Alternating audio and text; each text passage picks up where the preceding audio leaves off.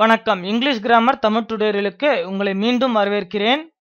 போன டுடோரியலில் simple present tense active voice சென்டென்ஸை பேசிவ் வாய்ஸுக்கு மாற்றுவது எப்படி என்று பார்த்தோம். இந்த டுடோரியலில் simple present tense passive voice சென்டென்ஸை ஆக்டிவ் வாய்ஸுக்கு எப்படி மாற்றுவது என்பதை பார்ப்போம். மீண்டும் ஒரு முறை சிம்பிள் பிரசன்ட் டென்ஸ் ஃபார்முலா உங்களின் முன்னால். சப்ஜெக்ட், அதனுடன் வெர்ப். வெர்பில் சப்ஜெக்ட் சிங்குலராக இருந்தால் எஸ்ஓ இஎஸ்ஓ சேர்க்க வேண்டும், பிளஸ் ஆப்ஜெக்ட். இது ஆக்டிவ் வாய்ஸில் சப்ஜெக்ட் பிளஸ் இஸ் அல்லது ஆம் அல்லது are plus past participle verb plus by plus object. இது பேசிவ் வாய்ஸில். முதலில் நாம் பார்க்கும் இந்த சென்டென்ஸ் ஆனது the building is damaged by the fire. இதற்கு தமிழில் அந்த கட்டிடம் நெருப்பால் சேதமடைகிறது.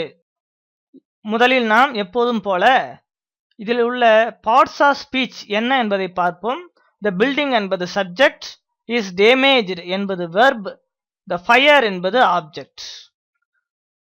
அடுத்த ஸ்டெப்பாக த ஃபயர் என்னும் ஆப்ஜெக்ட் ஆனது சப்ஜெக்ட் இடத்திற்கு வருகிறது. இந்த ஃபயரில் உள்ள முதல் எழுத்தை கேபிட்டல் லெட்டராக மாற்ற வேண்டும். பின்பு ஃபார்முலா படி டேமேஜ்டு என்னும் வெர்பானது இந்த சென்டென்ஸிற்கு வருகிறது. டேமேஜ்டு என்னும் வெர்பானது இந்த சென்டென்ஸிற்கு வரும்போது ஆக்டிவ் வாய்ஸில் பிரசன்ட் டென்ஸ் வெர்பாக மாறும். த ஃபயர் என்பது சிங்குலராக இருப்பதினால் டேமேஜ் என்னும் இந்த வெர்பானது எஸ் சேர்ந்து டேமேஜஸ் என்று மாறுகிறது. கடைசியாக த பில்டிங்ஸ் என்னும் சப்ஜெக்ட் ஆனது ஆப்ஜெக்ட் இடத்திற்கு வருகிறது. த டி அதன் முதல் எழுத்து டி ஆனது ஸ்மால் லெட்டருக்கு மாறுகிறது. இப்போது ஆக்டிவ் வாய்ஸ் சென்டென்ஸ் ஆனது த ஃபயர் டேமேஜஸ் பில்டிங் என்று கிடைத்திருக்கிறது. இதற்கு தமிழில் நெருப்பு அந்த கட்டிடத்தை சேதப்படுத்துகிறது என்று அர்த்தம்.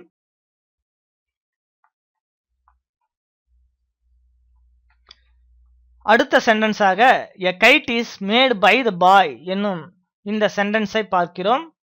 இதற்கு தமிழில் ஒரு பட்டம் அந்த பையனால் செய்யப்படுகிறது என்று அர்த்தம். இது பேசிவ் வாய்ஸில் இருக்கிறது. ஏனென்றால் பை என்னும் வார்த்தை வந்துள்ளது. பை என்னும் வார்த்தை வந்திருந்தால் அது பேசிவ் வாய்ஸ் என்பதை நாம் புரிந்து கொள்ள வேண்டும். எப்போதும் போல முதல் ஸ்டெப்பாக இதில் சப்ஜெக்ட் வெர்ப் ஆப்ஜெக்ட் என்பதை பார்க்கிறோம். எ கைட் என்பது சப்ஜெக்ட், இஸ் மேட் என்பது வெர்ப், த பாய் என்பது ஆப்ஜெக்ட். முதல் படியாக த பாய் எனும் ஆப்ஜெக்ட் ஆனது சப்ஜெக்ட் இடத்திற்கு வருகிறது. த பாயில் உள்ள முதல் எழுத்து கேபிட்டல் லெட்டராக மாறுகிறது. மேலும் மேட் எனும் வெர்பானது இந்த சென்டென்ஸிற்கு வருகிறது. வந்தால் மேட் எனும் வெர்ப் ஆனது பிரசன்ட் டென்ஸிற்கு மாறும்.